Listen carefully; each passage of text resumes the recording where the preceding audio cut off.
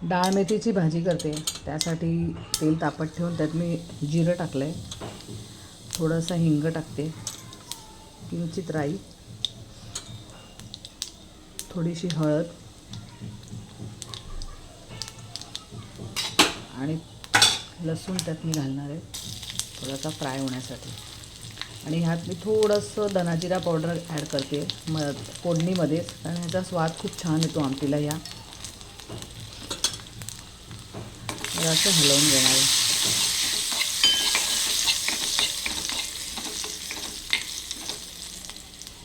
थोडासा लसूण फ्राय झाला की आपण हे डाळ आणि मेथी मी एकत्र शिजवून घेतली होती, ती मी आता फोडणीत घालणार आहे. जरा ते आपली लसूण थोडासा लालसर होऊ द्या, मग आपण हे त्याच्यात घालणार आहोत. लसूण आता बऱ्यापैकी फ्राय झालेला आहे, या भाजीत छान त्याचा स्वाद पण उतरलेला आहे. आता मी ही डाळ जी आहे त्यात मी मेथी आणि डाळ एकत्र शिजवून घेतली आहे, ती ह्यात घालणार आहे.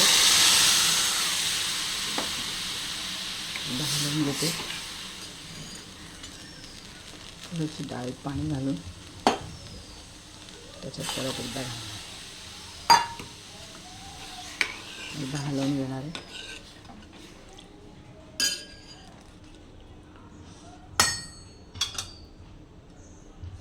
चवीपुरतं मीठ, थोडासा गोडा मसाला. याला मेथी असल्याकारणाने फक्त लसणीची फोडणी दिलेली आहे, बाकी याच्यात मी काही वेगळं घातलेलं नाही आहे. थोडंसं कोकम आणि गूळ घालणार आहे, एकदा हलवून घ्या.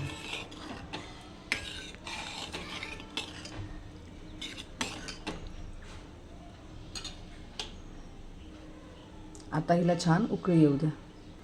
तुम्ही बघू शकता ही फोडणी एकदम मस्त बसली. ह्याच्यावर असा छान तवंग आलेला आहे फोडणीचा, त्याची चव खूप छान लागते आमटीला. आता हिला परत एकदा हलवून घेते, म्हणजे ही छान उकळायला ठेवलेली आहे मी. आता हिला छान उकळी येऊ द्यायची आहे. तुम्ही बघू शकता आमटीला इतकी मस्त उकळी आलेली आहे, खळखळून आमटी उकळते छान, आणि त्याचा स्वाद पण खूप छान येतो आहे.